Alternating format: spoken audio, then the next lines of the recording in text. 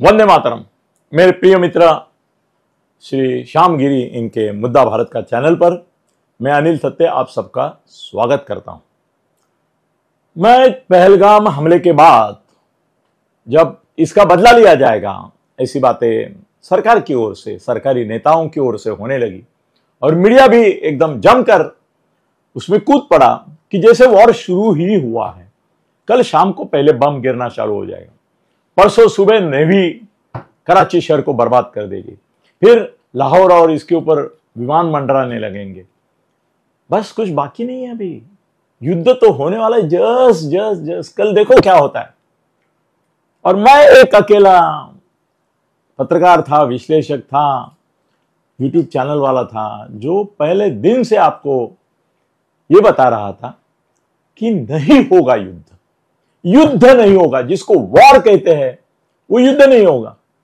जो surgical strike की हम बात करते हैं वो सर्जिकल स्ट्राइक, सोचो एक छोटा सा कॉम्प्लेक्स है, एक छोटा अपने का उसको क्लस्टर बोलेंगे ना, वैसा एक उनका क्लस्टर था।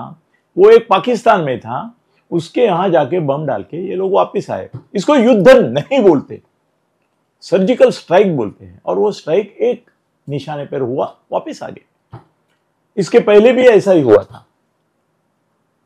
असल में युद्ध 47 में लड़ा गया, वो हरि सिंह और इनमें था। बाद में नेहरू ने उसमें हस्तक्षेप करके उनको थोड़ी पीछे हटाया और तुरंत वो बैकफुट पे गए और यूनो में ये ले लिया और जहां थे वहां रुक गए और आधा से ज्यादा कश्मीर तो दे ही दिया उनको। बाद में 65 में हुआ, उसके पहले 62 में चाइना के साथ हमारा युद्ध हुआ। उसके लिए बहुत करारी हार हमारी हुई उसमें चाइना के सामने।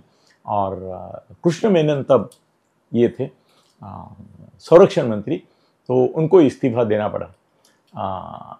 एक विचित्र योगायोग में अगर याद दिलाऊं तो ये जनरेशन को मालूम नहीं है, मगर कृष्ण मेनन शिवसेना सपोर्टेड उम्मीदवार थे ईशान्य मुंबई से। विश्वास नहीं होता ना, पर थे। कांग्रेस की ओर को टिकट दिया गया था और शिवसेना ने उनको सपोर्ट किया था। चलो भूल जाना है ऐसी बातें, इतिहास में मत जाना, भविष्य में देखो। तो मैंने बोला था कि वॉर तो होने वाला नहीं है। मैंने इंसिडेंट दिए थे कि इस समय 100 लोग मारे गए, युद्ध नहीं हुआ। इस समय 150 मारे गए, युद्ध नहीं हुआ। 40 सैनिक मारे गए, युद्ध नहीं हुआ। एक एक नाम लेके, प्लेस लेके, डेट लेके मैंने ऐसे करीबन 18 इंसिडेंट लोगों के सामने रखे थे। वो वीडियो अवेलेबल है मराठी हिंदी में, कि जिसकी वजह से मैं ये बोल रहा था कि इतना बड़ा हादसा होने के बाद, इतना बड़ा कत्ल होने के बाद भी हमने पाकिस्तान से ऑल एंड ऑल आउट युद्ध जिसे बोलते वो नहीं किया था। तो 27 लोगों की जान जाने के बाद युद्ध होने की संभावना नहीं है। फिर एक सिंबॉलिक तौर पर इन्होंने सिंधु नदी का पानी रोकने की घोषणा की। बाद में ये खुलासा भी हुआ कि भाई असल में पानी रोकने के लिए 3 से 5 साल लगेंगे। कल पानी रोकेंगे तो बाढ़ आएगी इधर भारत में, और भारत में मुश्किल होगी। ऐसा नहीं रोक सकते और रोक भी नहीं सकते। अब भी पानी चालू है। उल्टा ऐसा हुआ है कि कश्मीर में इतनी बाढ़ आ गई है कि हम जो उनको छोड़ने के लिए मजबूर है हमारे ही एग्रीमेंट से 80%, उससे ज्यादा पानी बह रहा है अभी, क्योंकि बाढ़ आई है इतनी बड़ी कि वो दरवाजे नहीं खोलेंगे और पाकिस्तान से पानी अगर समंदर में नहीं जाएगा तो भारत में डूब जाएंगे। इससे बड़ी बात देखो, थोड़ा विषयांतर हो रहा है। कल पंजाब सरकार ने मान की हरियाणा का पानी रोक दिया। भाई पाकिस्तान का पानी रोकने की बाद में उसको 3 या 5 साल लगेंगे, बात कर रहे हैं।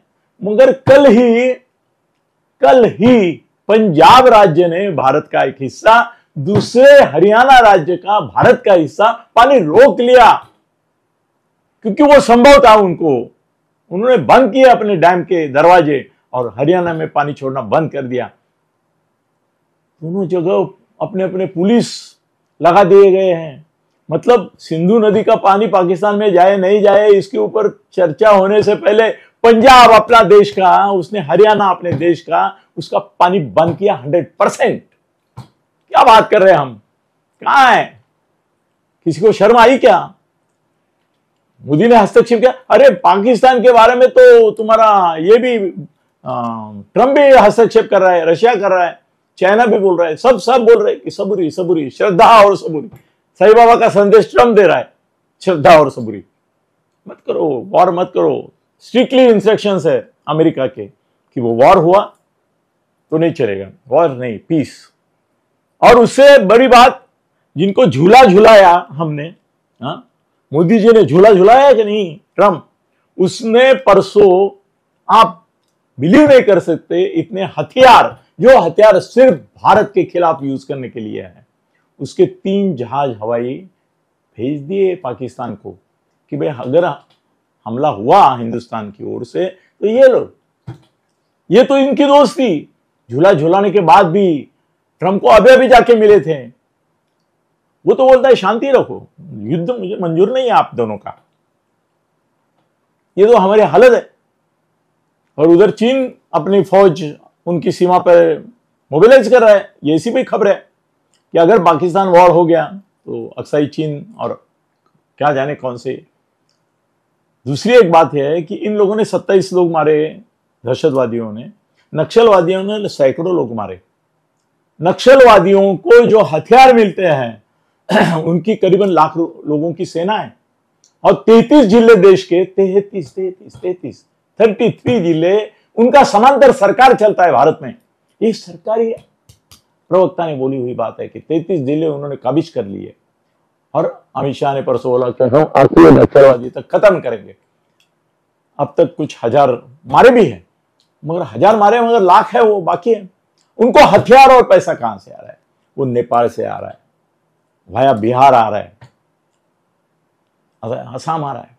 हम अगर दहशतवादी 27 मारे करके उनके खिलाफ ये करते हैं तो ये समांतर सरकार चलाने वाले जो नक्सलवादी है उनके खिलाफ की कार्रवाई का एक हिस्सा हम नेपाल को क्यों नहीं कर रहे? क्योंकि नेपाल के थ्रू वहां माओवादी की सरकार थी अब तक। बीच में वो जो ये हुआ था प्रचंड करके उनका पंतप्रधान था, वो तो खुला नक्सलवादियों के साथ था। तो नेपाल में भी कामगिरी करना चाहिए था हमें। हम बोले कुछ उसके बारे में। नक्सलवादी तो शस्त्र वहां से ही ले रहे, पैसा वहीं से आ रहा है उनको। बांग्लादेश के माध्यम से भी अभी आना शुरू हो गए। तो बांग्लादेश को भी हथियार निशाना बनाना चाहिए, छोड़ो। चीन को बनाना चाहिए, छोड़ो।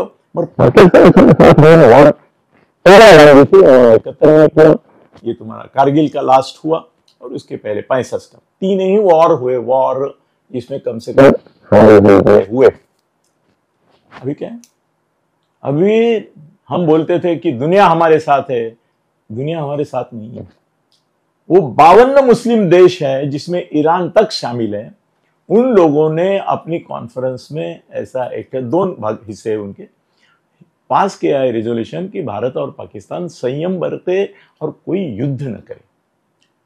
मतलब पाकिस्तानी साइड से ही उन्होंने दिया ना, क्यों युद्ध करने की जरूरत किसको है? भारत को है, पाकिस्तान को नहीं है। पाकिस्तान ने तो जो दहशतवादियों के थ्रू करना था वो कर दिया है। अभी भारत को जरूरत है उनको जवाब देने की। मुझे कभी कभी ऐसा लगता है कि भारत क्यों नहीं उनके पाकिस्तान में दहशतवादी भेजता? वो कर सकते, उसे हम बलाढ्य हैं। अजीत डोभाल जैसा बुद्धिमान आदमी हमारा संरक्षण सलाहकार है, तो हम क्यों नहीं जाते? हमने बांग्लादेश में क्रांति की, वैसी बल्टिस्तान और वो जो बाकी गिलगिटिस्तान वगैरह जो क्या है, वहां पे जो स्थानिक लोग हैं उनको क्यों नहीं हथियार और पैसे हम देते और एक क्रांतिकारी उठाव करते कि पाकिस्तान के टुकड़े हो जाए। उनके दहशतवादी हमारे आता, हमारे दहशतवादी क्यों नहीं जाते उधर? जाने चाहिए, क्यों नहीं जाए? वो दहशतवादी भेजते, हम क्यों नहीं भेजते? हजारों की तादाद में उनके देश इनफिल्टर कर रहे हैं, हम क्यों नहीं यहाँ के? चलो मुसलमान को ही जो हो सकते हैं कि पाकिस्तान के खिलाफ हो, उनको भेज दो अंदर, करो वहां पे दंगा। क्यों नहीं करते? इतना बड़ा देश है आपका। दहशतवादी हमला करना क्या बात है? 5 लोगों को राइफल दिया, अंदर गए, जो देखा उसको मारा, वापिस आ गए। मरे तो मरे, उनकी शिक्षा ही वही है। कुरान में यही लिखा है कि मारते मारते मर गए तो बहुत अच्छा है, कितने मारे इसका हिसाब रखेगा। तो उनको मारना कोई ये नहीं और मरना भी नहीं, वो तो आत्मघात की पथके लेके घूमते हैं। अफगानिस्तान में और कहीं पाकिस्तान में देखा है कि खुद की गाड़ी में बारूद भर के वो आपके खुद के साथ उड़ा देते हैं। तो उनको यही नहीं, धमकी नहीं है कि तुमको मारेंगे, हम मरने के लिए ही आए थे, ऐसा उनका बात है। फिर भी वॉर जो है वो नहीं है। अब क्या बोले समझ में नहीं आता। कोई इंडिया टीवी बोल रहा है कि पाकिस्तान इतना डरा हुआ है कि हर एक जगह वो सायरन बॉम्ब के बिठा रहा है। अरे डरा हुआ है, फिर भी सावधानता है ये। हमको चाहिए पूरे भारतवर्ष में जहां जहां महानगर है वहां पे ऐसे साउंड सायरन लगाए जाए। क्यों नहीं लगा रहे हो आप? क्या पागल पर हैं? कल अगर वॉर हो गया सच में शुरू और पाकिस्तानी विमान आए तो हमारे पास बम मारने के लिए जगह नहीं होगी, लोगों को सावधान करने के लिए नहीं जगह हुई। वो कर रहे हैं, सायरन बिठा रहे हैं और 24 घंटे उनका सीमा पर फायरिंग चल रहा है। हम बोलते हैं भाई हम फायरिंग को जवाब दे रहे। We are always in reaction. Why we are not going into action? क्यों नहीं हम उनके ऊपर हमला कर रहे हैं? हमला छोड़ो, हमला नहीं करना है, फायरिंग वो रात 20 बार उल्लंघन। अरे 20 बार उन्होंने किया तो 50 बार हम क्यों नहीं कर सकते? हमारे पास भी राइफल है। ये बात नहीं देते हुए शर्म आनी चाहिए हमको कि 20 बार उन्होंने हमारे ऊपर फायरिंग की। क्या है, समझ में नहीं आता है ये किस प्रकार की सहनशीलता है। और अभी तो साफ दिखाई देता है ये जनगणना विधेयक जाति न्याय जो आ गया है वो उसी मुद्दे से ध्यान हटाने का एक विषय है, ऐसा लगता है मुझे। वो बात छोड़ो, मगर पक्की खबर आपको देता हूं, युद्ध नहीं होगा।